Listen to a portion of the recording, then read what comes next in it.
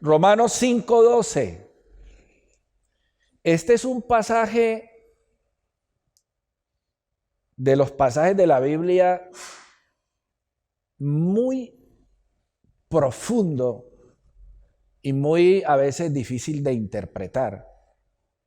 Pero es un pasaje que tiene mucho contenido. Yo hasta ahora voy a entrar poco a poco a ese pasaje y vamos a ir abriendo el texto a medida que van pasando los días y los meses, porque es un pasaje muy interesante, tocante el tema que yo estoy enseñando. Antes de entrar propiamente en el texto, acuérdense que estoy enseñando un tema ya durante meses, ya creo que voy más bien a años. Estoy a la luz de la Biblia enseñando que Dios tiene un ¿qué? Propósito. Y ese propósito es ¿qué? Eterno. Ese propósito eterno de Dios es el eje que atraviesa toda la Biblia. Si usted, que lleva años oyendo el Evangelio, no es capaz de explicar de manera sencilla y práctica ese propósito, usted está literalmente, en cuanto al conocimiento del plan de Dios, desconectado totalmente de la manera como Dios ha trazado lo que Él nos enseña en su misma palabra acerca de lo eterno. Entonces, acuérdense que ese propósito que Dios ha establecido es eterno, porque Dios lo inició antes que todas las cosas vinieran a la existencia. Antes Dios organizó ese propósito. Luego vino este espacio en el que estamos, que le hemos llamado lo temporal. Pero ese propósito de Dios no se queda en esta temporalidad. Por eso es que es eterno, porque atraviesa lo temporal, y una vez que termine esta temporalidad, el plan de Dios sigue, porque el plan de Dios es ¿qué? Eterno. Dice la Biblia, es desde la eternidad hasta la eternidad. Por eso, insisto, que cuando Dios habla en un lenguaje de eternidad. Dios cuando habla a mentes que entienden eternidad. Si usted es de las personas que ha recibido un evangelio y sin darse cuenta que usted ha recibido un evangelio más anclado en lo temporal, a usted le cuesta trabajo asirse de lo eterno. Por eso es que siempre digo que esta temporalidad nos la ha dado Dios ¿para qué? Para entender eternidad. Esta temporalidad, estos 100 años que Dios nos ha dado de vida, o 110, no han sido dados para amargarnos y complicarnos la existencia. Dios nos ha dado a nosotros el privilegio de vivir en esta temporalidad, de existir dentro de este estado de cosas para entender eternidad. Por eso Simón Pedro dijo al Señor en Juan 6:68, ¿a quién iremos? Tú tienes palabras ¿de qué? De vida eterna. ¿Para qué una persona que se ha dejado educar en la fe, en lo temporal, quiere oír verdades eternas? No quieren. Las personas que están en las congregaciones quieren oír mensajes que los emocionen. Es que a mí me gusta cuando el pastor empieza el sermón con un chiste. No, ese pastor que hay ahí abre la Biblia. Primero un chiste. Primero hay que hacer algo jocoso para que la gente, para romper hielo. No, aquí no estamos para eso. Imagínense en un hospital, una persona llegando de urgencias porque se está muriendo, el médico lo primero que le suelta es un chiste. No, ese señor lo que necesita es máscara de oxígeno, sangre y de inmediato sacarlo. Pues la gente que viene a una congregación viene al hospital, al quirófano de Dios. Así de elemental. Nosotros cuando venimos de allá afuera del mundo, venimos completamente perdidos en el pecado. Sí, ¿de qué estamos hablando? Entonces, tenemos las congregaciones hoy día para divertir a la gente. No. hay que hacer a veces cirugías a corazón abierto y enseñar la Escritura. Por eso la Biblia dice que la palabra de Dios es ¿qué? Viva y eficaz, cortante, más que toda espada de dos filos. ¿Para qué usted quiere algo que corte si no va a cortar, si no va a estirpar? Por eso Juan el Bautista cuando hablaba decía, el hacha está puesta en la raíz de los árboles. Porque esto no es de podar, ni de cortar los frutos, ni de poder de alguna manera tener el árbol bonito, porque el tema delicado está en la raíz. Y si usted quiere un árbol nuevo y bueno, dando frutos buenos, lo tiene que cortar ¿de dónde? Elemental. Esto es de raíz. Entonces nuestra vida, nuestros valores, nuestros principios, nuestras convicciones, la manera como usted desarrolla la fe, la tiene obligatoriamente que evaluar desde sus raíces. ¿Qué fue lo que le enseñaron a usted cuando llegó por primera vez al Evangelio? ¿Qué fue lo que entendió? ¿Qué es lo que entiende? Y si usted que finalmente se da cuenta que ese Evangelio que usted escuchó no lo lleva a ninguna parte, usted tiene que darle de una vez cirugía a eso y cortar y empezar a nacer a un evangelio que sea más real a la luz de la Escritura y de lo proféticamente anunciado, que es el tema que en su momento vamos a estar trabajando aquí, interpretando el libro de Apocalipsis acerca de lo que va a pasar. En los últimos 20 años del ministerio que el Señor me ha dado, yo los dedicaré a la profecía. ¿Por qué, hermanos? Porque estamos en ese contexto, estamos al borde de entrar de manera clara a temas que tienen que ver con lo proféticamente anunciado. Y eso forma parte del plan y el propósito de Dios. Bueno, eso es un poquito como para entrar en materia. En Romanos 5:12 dice, por tanto, como el pecado entró en el mundo por un hombre y por el pecado la muerte, así la muerte pasó a todos los hombres por cuanto todos pecaron. Pues antes de la ley había pecado en el mundo, pero donde no hay ley no se inculpa de pecado. No obstante, reinó la muerte desde Adán hasta Moisés, aún en lo que no pecaron a la manera de la transgresión de Adán, el cual es figura del que había de venir. Pero el don no fue como la transgresión, porque si por la transgresión de aquel uno murieron los muchos, abundaron mucho más para los muchos la gracia y el don de Dios por la gracia de un hombre, Jesucristo. Y con el don no sucede como en el caso de aquel uno que pecó, porque ciertamente el juicio vino a causa de un solo pecado para condenación, pero el don vino a causa de muchas transgresiones para justificación.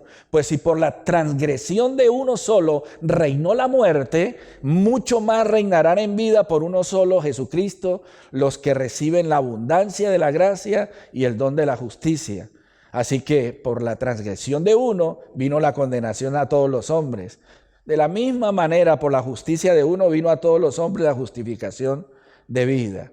Porque así como por la desobediencia de un hombre los muchos fueron constituidos pecadores, así también por la obediencia de uno los muchos serán constituidos justos. Pero la ley se introdujo para que el pecado abundase. Mas cuando el pecado abundó, sobreabundó la gracia, para que así como el pecado reinó para muerte, así también la gracia reine por la justicia para vida eterna, mediante Jesucristo, Señor nuestro. Entonces ya en estos días enseñaba que el apóstol Pablo, en este bloque que acabo de leer, menciona 6 veces la palabra ¿cuál? Transgresión, transgredir. Eso es como si algo estuviera en un límite y usted lo pasa al otro lado, usted transgrede, usted se pasa al otro lado sin importar las consecuencias.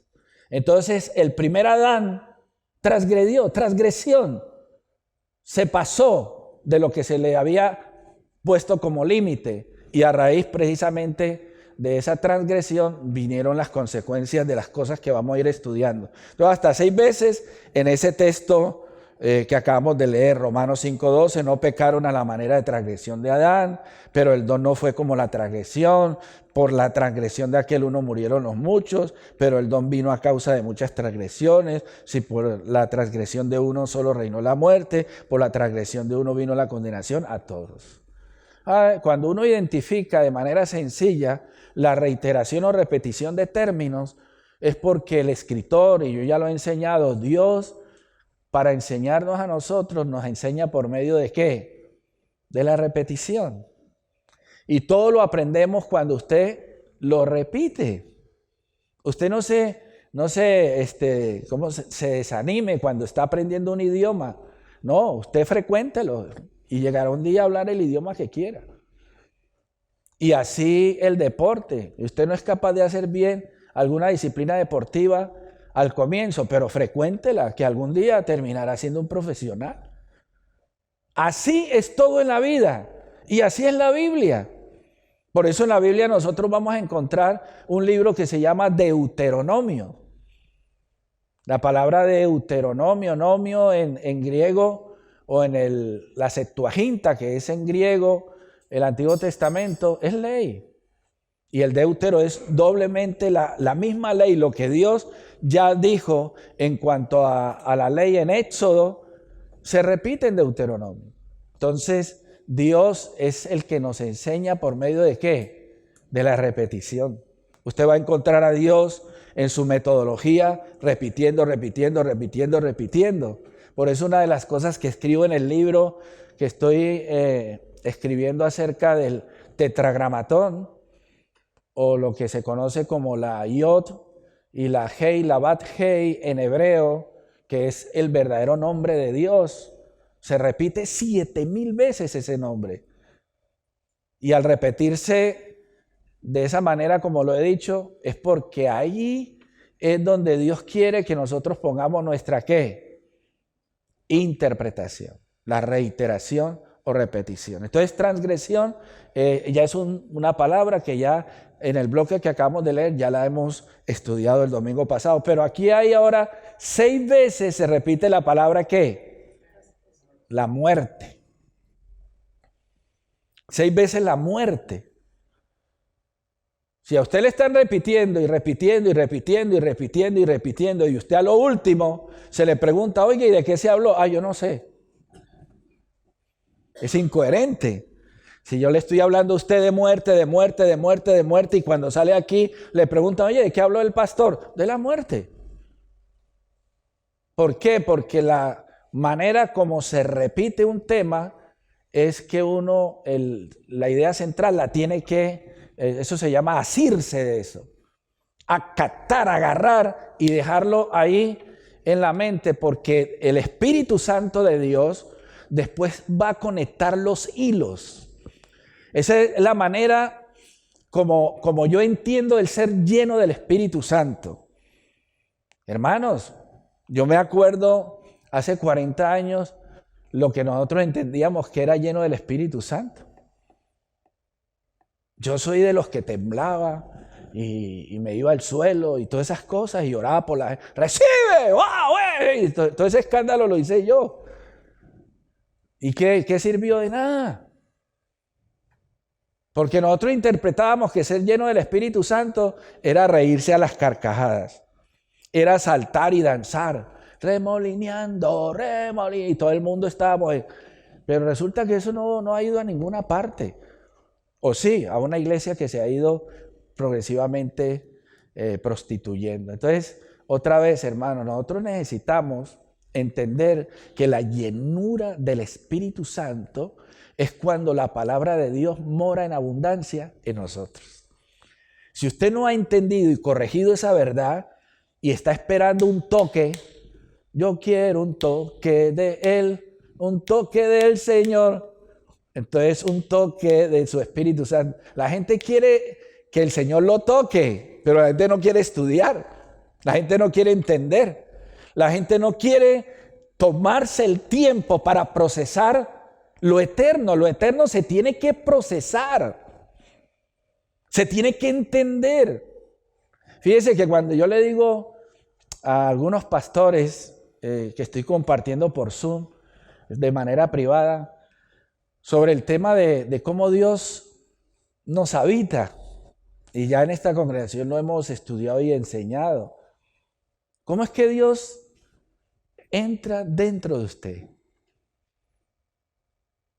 Cuando usted llora, cuando usted se compunge, cuando usted siente, cuando hay una reunión donde se está cantando alabanza y de pronto usted ahí dice, uy, qué presencia. ¿Cómo es que realmente Dios entra dentro de nosotros?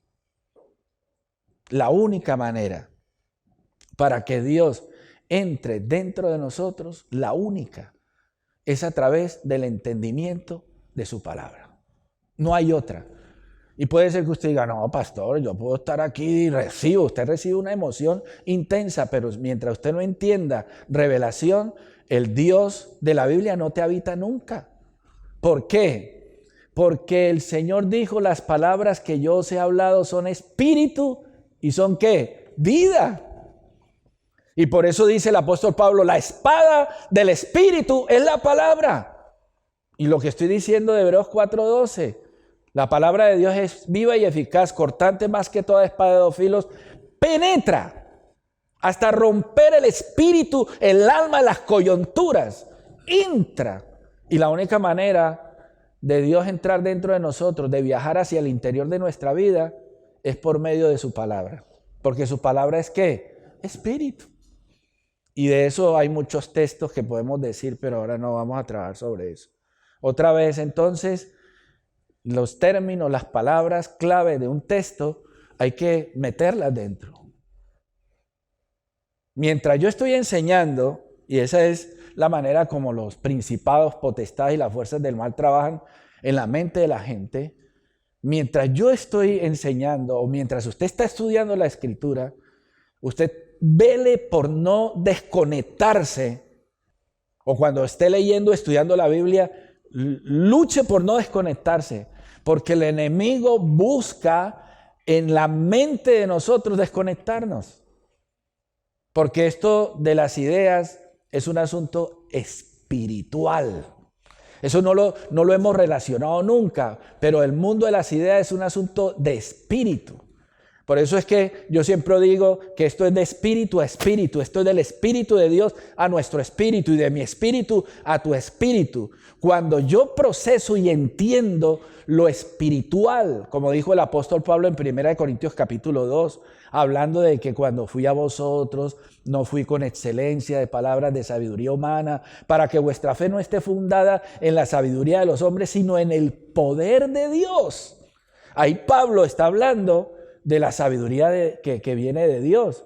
Por eso si usted lee 1 Corintios 2:16, va a encontrar que Pablo dice, y nosotros tenemos la mente de Cristo. Y la mente de Cristo no es otra cosa que el Espíritu de Dios que tomó la vida de los apóstoles y les reveló. Porque eso de que nosotros tenemos la mente de Cristo no es para nosotros. Hay mucho predicador y pastor que dice a la iglesia, a todo el que llega, y nosotros tenemos la mente de Cristo. Está loco. ¿Quién ha dicho que tenemos la mente de Cristo? Los únicos que llegaron a tener la mente de Cristo fueron los apóstoles, porque necesitaban entender misterio. Dios habló en misterio, ese misterio tenía que ser revelado y lo habló a través de los profetas para que los apóstoles recibieran revelación.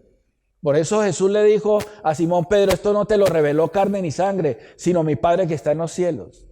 Revelación solamente era para los apóstoles. ¿Qué nos corresponde a nosotros hoy día? Nosotros hoy día no recibimos misterio, ni recibimos revelación. Nosotros hoy día recibimos ¿qué? ¿Qué? Entendimiento.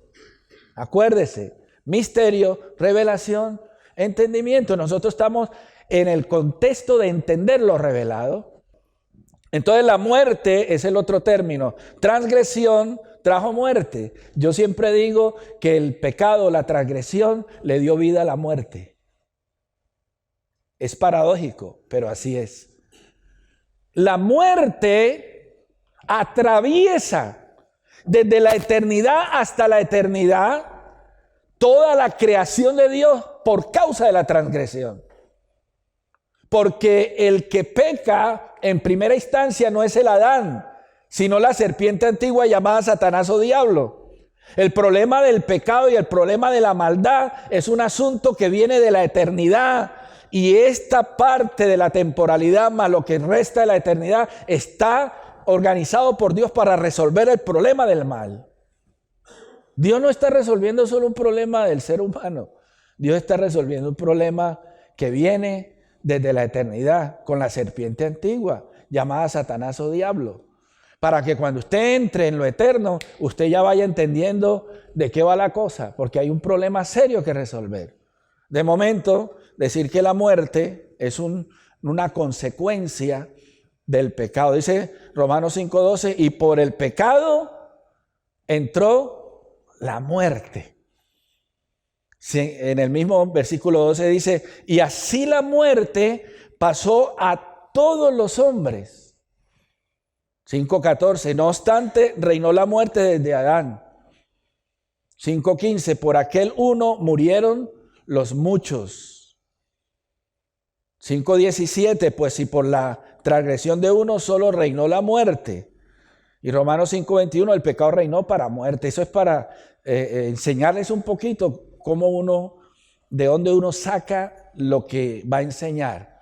Entonces, ahí están las citas bíblicas basadas en el texto que hemos leído. Entonces, Pablo menciona la muerte hasta 6 veces en el texto. Y eso no es coincidencia. La manera como escriben los escritores de la Biblia, inspirados por Dios, escriben de una manera muy coherente y muy lógica. Ellos no escriben ni escribieron al azar. A ver, es que hoy amanecí de buen humor, voy a escribir. No, esa gente fue inspirada por el Espíritu Santo de Dios.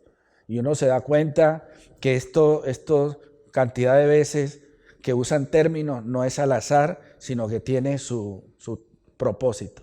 Por eso el tema que voy a enseñarles hoy le he titulado El imperio de la muerte. Mire, hermanos, la gente allá afuera puede negar a toda costa que Dios no existe. Y puede inventarse la teoría de la evolución y pueden argumentar filosóficamente no sé qué, que para aquí, para allá. Pero una cosa no pueden negar y es que la muerte. Niégueme que la muerte no es real. La muerte es una realidad latente cada milésima de segundo en esta tierra. Incluso la misma vida entra casi a un segundo plano en el sentido no de importancia, sino en el sentido del plan y el propósito de Dios, porque Dios primero trabaja el tema de la muerte. En el libro de Génesis, capítulo 2 y 3, lo primero que Dios le dice al Adán es acerca de ¿qué? De la muerte. El árbol de la ciencia, el día que coman de él, en hebreo aparece escrito, ciertamente morirás. Aparece las 2 veces la palabra morir. Se traduce literalmente morir, morirás. Lo que en realidad está diciendo, el día que usted transgreda o pase este límite, vas a morir 2 veces. Entonces, a partir del momento en que el hombre entonces participa de comer del árbol de la ciencia del bien y del mal, entra la muerte a reinar. A nosotros la muerte nos puede, la muerte nos humilla. Usted puede estar muy contento, muy feliz, aleluya, gloria a Dios, amén, y cualquier momento de muerte de un familiar, de un ser querido, hasta usted mismo, hasta ahí se acabó la alegría. O puede ser que usted esté soñando y deseando grandes cosas, pero llega un momento en que el médico le dice, oiga, señora, lo siento, señor, usted tiene cáncer y se va a morir dentro de un mes. La muerte nos humilla a todos y la muerte aterroriza a todo el mundo.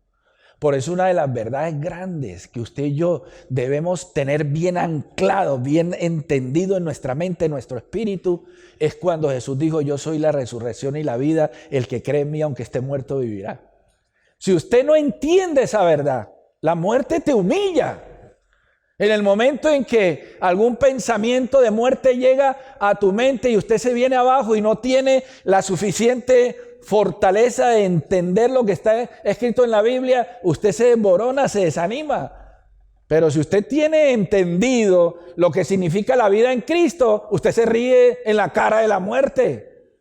¿Por qué? Porque a los que entendemos eternidad sabemos que lo mejor que nos puede pasar es ¿qué?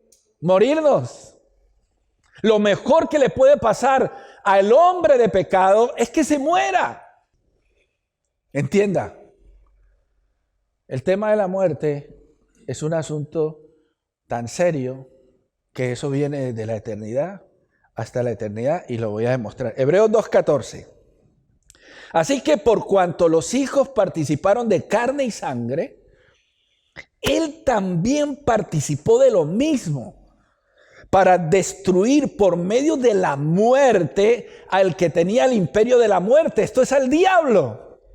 Fíjese que estoy diciendo que esto de la muerte y del pecado no es un asunto de temporalidad, sino de ¿qué? De eternidad. Esto viene desde antes que todas las cosas hayan sido creadas. Hay un problema con la serpiente antigua llamado Satanás o diablo, que generó precisamente por medio de la maldad la muerte. Y la definición de muerte, ya en su momento haremos una definición bíblica de la muerte, porque ustedes saben que la mayor parte de los diccionarios y el mismo internet te va a definir la muerte como el fin de la vida. Mientras que en la Biblia la definición de muerte no es sino sencillamente el comienzo de la vida, no el fin de la vida. Porque uno, cuando parte de esta temporalidad, a los que hemos venido en Cristo Jesús y le hemos recibido, empieza la verdadera vida, la eterna. Entonces nosotros no nos dejamos alucinar por esta temporalidad. Hay gente que se deja alucinar por esto. Esto es temporal, circunstancial, momentáneo. Hay que entender lo eterno para poder reírse de lo temporal. Pero aquí el tema está hablando acerca de lo delicado que ha sido la muerte. Tan delicado ha sido que Dios se vació. Eso se llama kenosis. La kenosis es el vaciamiento que el Señor hizo de sí mismo para matar la muerte, porque Jesucristo mató la muerte. Por eso dice en Filipenses capítulo 2 versículo 5: haya en vosotros ese mismo sentir que hubo en Jesucristo, el cual siendo en forma de Dios no tuvo en cuenta el ser igual a Dios como cosa que aferrarse, sino que se despojó a sí mismo y haciéndose hombre, dice, murió en la cruz, y estando en la cruz murió como un siervo. Kenosis, vaciamiento total del mismo para resolver un problema. ¿Cuál era?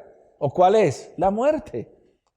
Entonces, si es tan delicado el tema de la muerte, que la Biblia enseña que Él se hizo un ser humano para poder enfrentar la muerte, y al que tenía todo este tema del imperio de la muerte. Entonces, es un tema serio.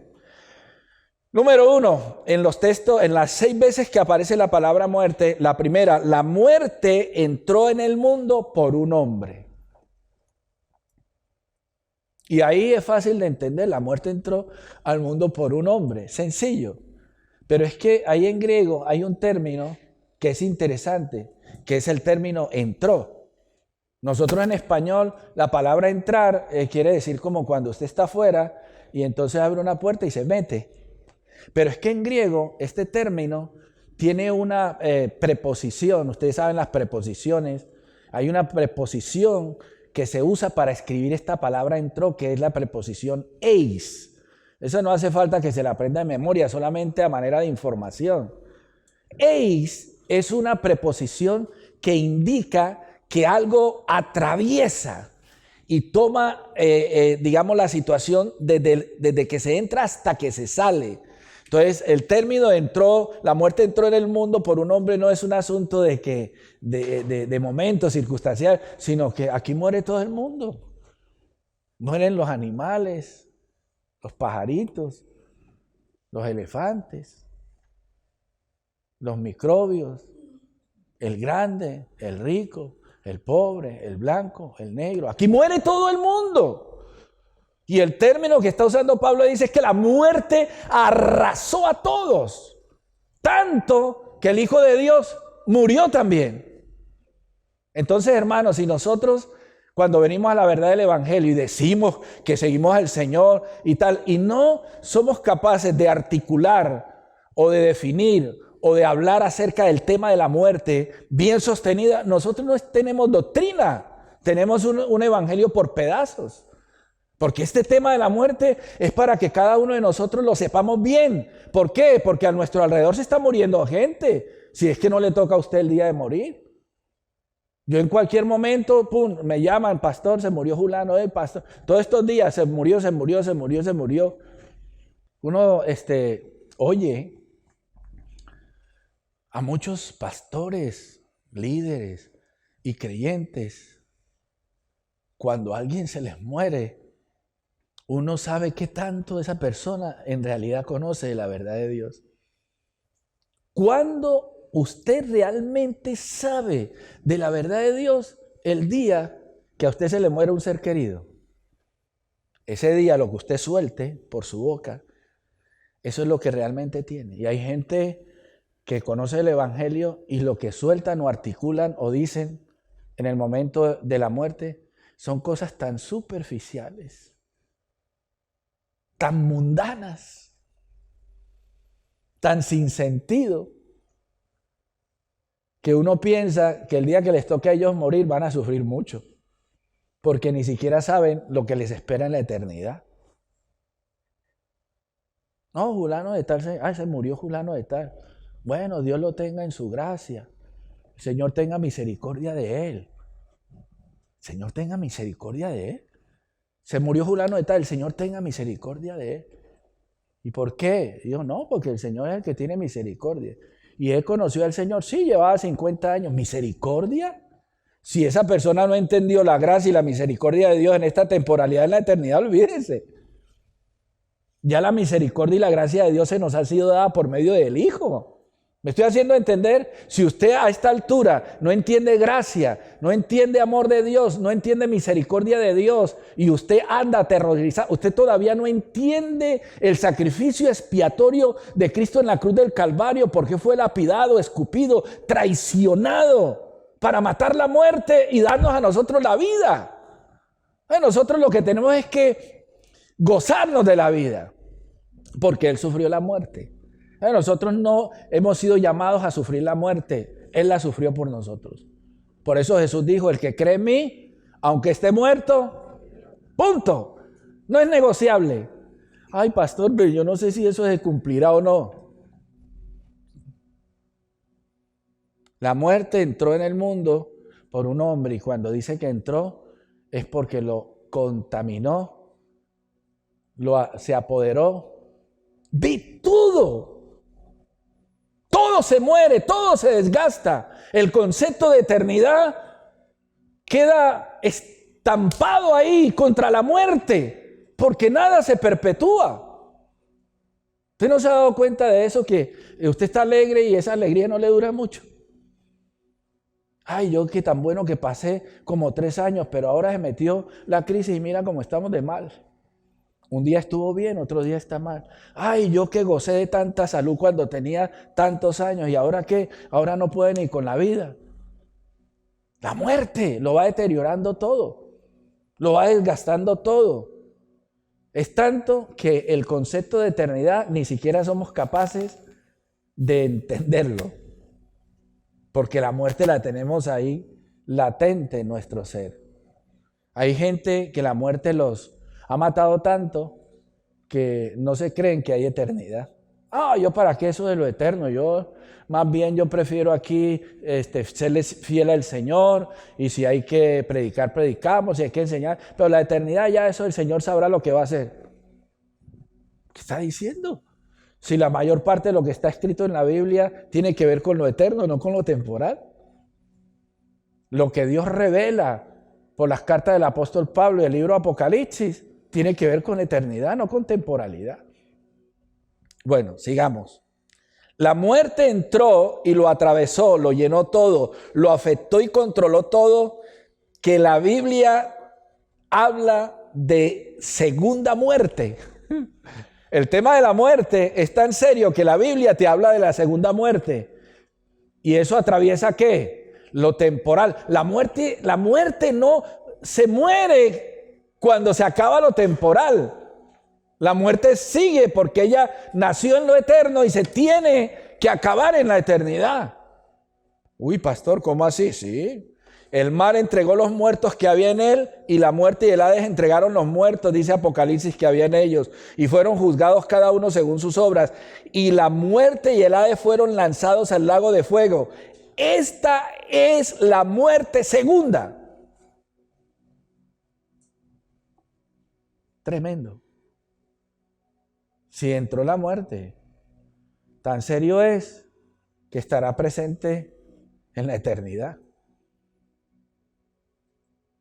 De ahí las palabras del apóstol Pablo diciendo que estamos escondidos en Cristo. Escóndase en Cristo. Entienda lo de Cristo. Métase a entender eso. Y se reirá de la muerte. Porque nosotros estamos en aquel que mató la muerte. Ya voy a terminar. Decirles, hermanos, que esto de estar en Cristo, ya lo he dicho varias veces, lo vuelvo a repetir, se repite en el Nuevo Testamento 500 veces. ¿Estar en quién? No en María, ni en Buda, ni en ninguna religión. Aquí el tema, el único que ha matado la muerte es Cristo. Por eso nosotros debemos estar ¿en quién? En Cristo. No sé qué hace la gente predicando a la Virgen María. Claro que la Virgen María tiene su honra, tiene su reconocimiento.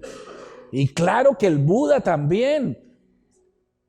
Siddhartha Gautama, el Buda, no fue cualquier cosa. Fue un hombre bastante interesante y brillante en su manera de entender lo espiritual. ¿Quién ha dicho que no? Y el mismo Gandhi también. Y los filósofos como Sócrates, Platón o Aristóteles, ellos mentes pensantes, pero ninguno de ellos murió y resucitó. ¿Estamos entendiendo eso? El único que murió y resucitó es ¿quién? La muerte pasó a todos los hombres. Ya puede ser Pepito Pérez, Putin o Biden, o el gordito del cohete, o cualquiera de los grandes presidentes que hay en el mundo, se morirán. En estos días se murió Ratzinger. Pero ese fue papa, ¿no? Se murió de verdad. ¿O será que se hizo el muerto? No, aquí la muerte no respeta a nadie. Ya puede ser papa, ya puede ser Pepito Pérez, ya puede ser lo más grande de lo más grande. ¡Se muere! Porque la muerte pasó ¿a quiénes? A todos los hombres. Ahora, hermano, es demasiado terco el que diga, no, aún la muerte no. Y hay filosofías que le sacan el quite a la muerte. No te preocupes por la muerte, dice.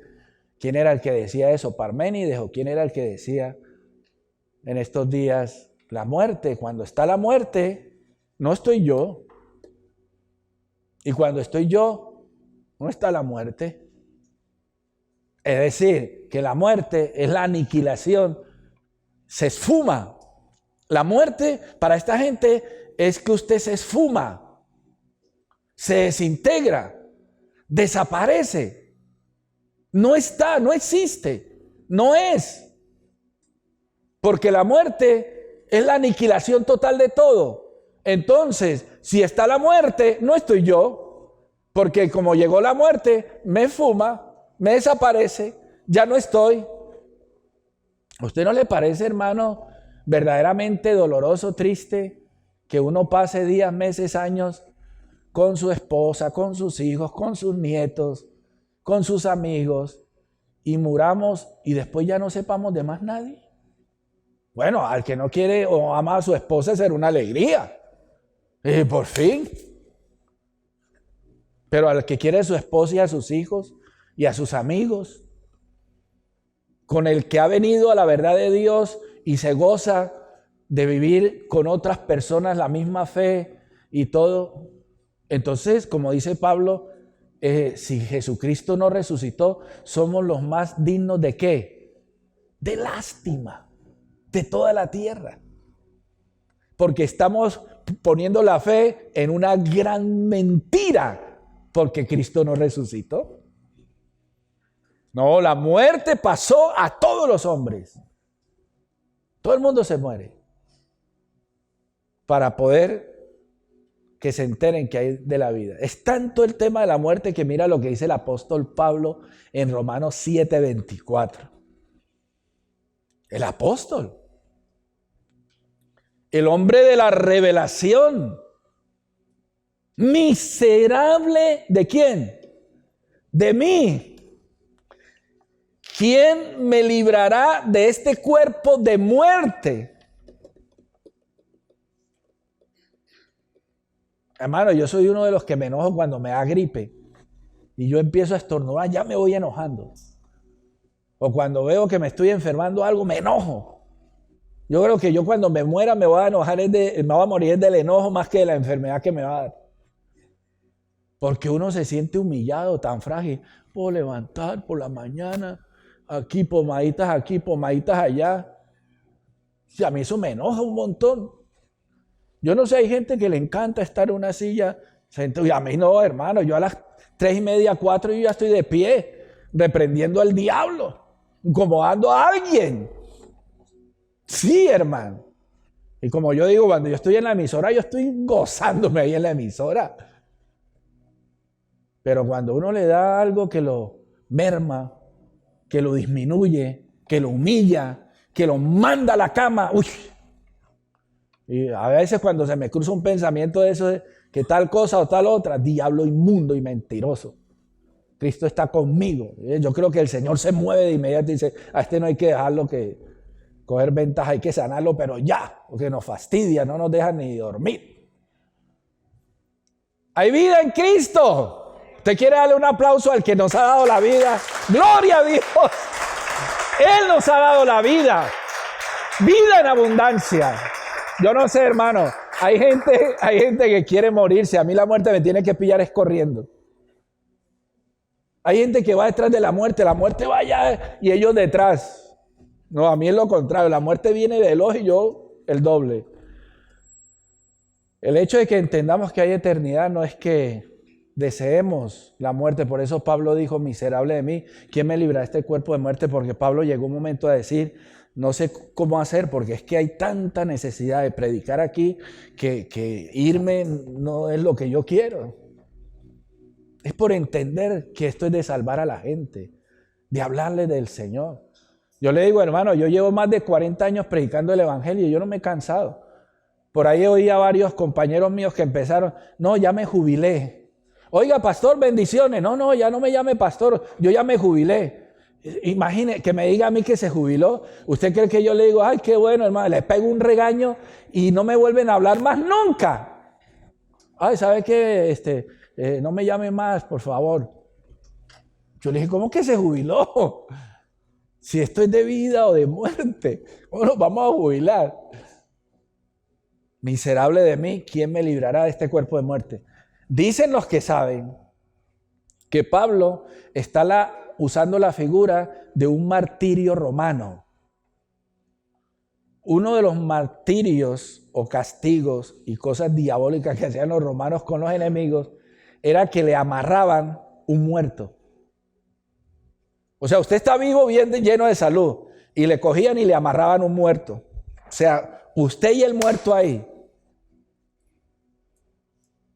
Qué curioso. El que está vivo no le pega la vida al muerto, sino el que está muerto le pega la muerte al que está vivo. Qué curioso. La manzana podrida pudre a las demás y las 30 manzanas buenas no son capaces de darle vida a la que está podrida.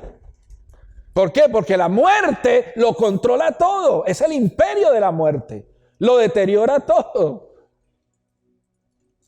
Miserable de mí, ¿quién me librará de este cuerpo de muerte? Otra cosita más y ya el próximo domingo seguimos.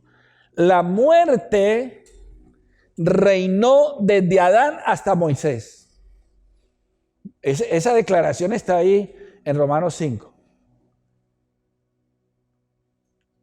Esta interpretación de esto de que la muerte reinó desde Adán hasta Moisés, usted verá lo que enseñan de esto.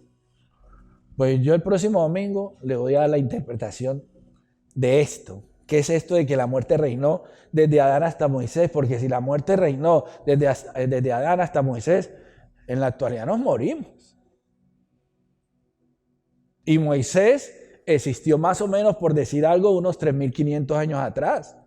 Y si la muerte reinó desde Adán hasta Moisés, entonces de ahí en adelante, ¿qué es lo que ha pasado? ¿No sigue reinando acaso? ¿Cómo se entiende eso en Romanos capítulo 5, cuando el apóstol Pablo dice que la muerte reinó desde Adán hasta Moisés? No se lo pierda, próximo domingo.